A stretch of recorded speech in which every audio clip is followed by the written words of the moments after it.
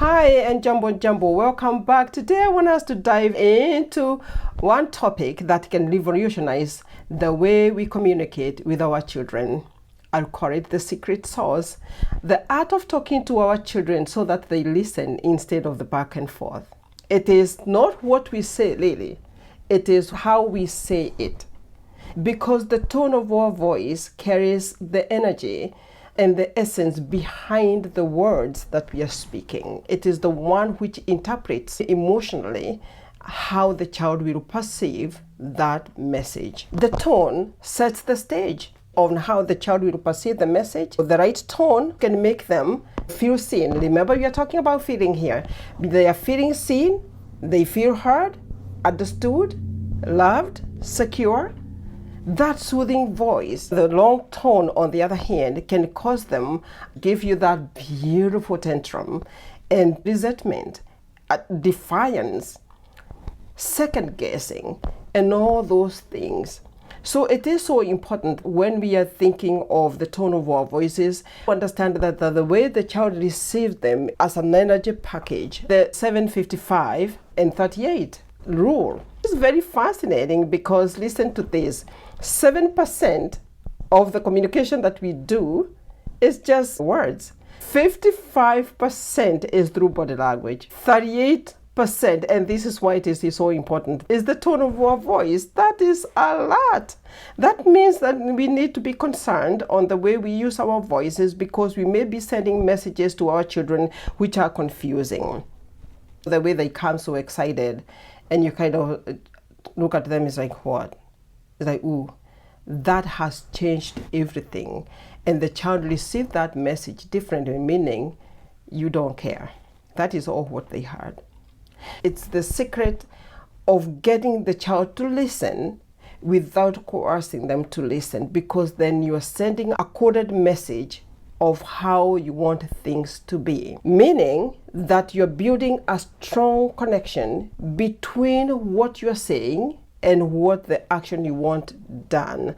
Or the tone of your voice is a bridge. It bridges the gap between you, your intentions, and what you want them to hear in their heart. When I understood that, it changed the way I communicate to them. And I'm not saying that I'm there yet, but I'm conscious many times when I'm speaking to the children so that we can be at the same page. This actually I was taught by a child. When the child called me out on it, I had to go and do research. And that is when I discovered the 755-38 rule, because I had used a loud voice to a child to deter the behavior I was seeing to be dangerous to another child. And this particular child cried because according to the child, I used a loud voice because that did not match on how the child was doing. And the child cried and came and was like, wait, why are you crying? You are the one who was doing this behavior. And the child told me, but you used a very loud voice. You did not use a nice voice. And I asked the child, what should I have said? You should have said, hey, when you're swinging the hand like that, it can hurt your friend. And I had to repeat the same words because he did not have a bad intention. And yet I used the language to mean it was a bad intention. If you're a teacher and the class is so loud and you use the loud voice, then children will use the loud voice even more. So when you want to calm down the temperature of the classroom, when the children are just so loud, I go and whisper to them or I use inside voice. If the child is just so way high, I go, hi, I'm here. Now tell me what you want to say. What did you want to tell me?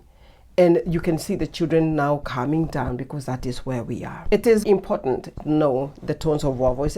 3 tone of voices: gentle and calming voice, like the way when you're singing with your lullaby.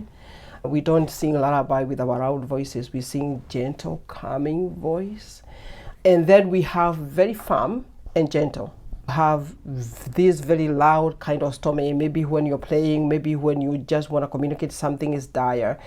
And each one of those they have a purpose. When we use gentle and calming and firm and fair and what I would call the stormy one, and we combine it with empathy, each one of them, it brings such magic to the child that the child knows that they are known, they are understood, they are seen, and they are loved, or they are just allowed to be in this space. So how do we go about this? One of the things that we can do is to mirror the child's emotion, or to mirror what it is that we expect to see, exactly the way I just said. When the class is so loud or when the child is so loud, you go and whisper to them to lower the voice. You don't have to tell them lower the voice, you just need to mirror to them what you expect to see. If the child is asking for unrealistic things, of course children are fond of cookies and candies and ice cream and all those things, or the things which they know probably around that time they don't, and for them they need them. They're just asking a question. If we respond to in a harsh screaming way, the child was just asking a question. We have given a mixed message to the child, and we had just modeled how you respond to a question, because the child, remember, they are so goal-oriented. And because they are so goal-oriented, then their job was to pose the question, because that is the need they have. So how do you use these gentle voices? The first thing you do when you're mirroring this, all the 3 tone of voices, an example of ice cream. Let's say the child is asking for more ice cream. The stormy and loud, probably unnecessary, is to say, you just ate ice cream just this moment and you cannot have another one. That is a very harsh. Alternatively, the second one, which gives mixture messages, is to tell the child, I don't know whether you are supposed to have another ice cream because you just ate another ice cream. I don't think it is. You just sent a double-mindedness, a mixture of a message, and the children are so goal-oriented. They will make sure that they will literally twist your hand, your arm, to make sure that they get that ice cream, because guess what will happen? They will throw a tantrum. And now with the tantrum, with your mixed message that they received, now you probably use a higher voice. A thing to remember here, when we respond to the children, especially when we are looking for compliance, and we use a loud voice, then of course what we do, we make the children fear us. And what we are looking here is children respecting the words that we speak or the way we speak them, so that they understand. So avoid giving the signals of double-mindedness. The last one is when you are firm on what it is that you're saying. The child asks for ice cream, you can say, I understand you would like another ice cream. I know you really want it, but we can have another ice cream when. Always use the when, not if. When, so that the child can be able to understand and be able to process. And then you pivot real quickly to, could you help me do 1, 2, 3, or go ahead and finish your food, or go ahead and do this. So what does that mean? That means that the child receives the calmness. They know the discipline. You have created you have created rules per se. You have created that boundary. You have created a redirection. You have created a discipline thing. And the child knows that you're serious when you speak. It is so important. And this is honestly to all of us. Many times I don't want somebody to come be so loud to me. It's like, I'm here.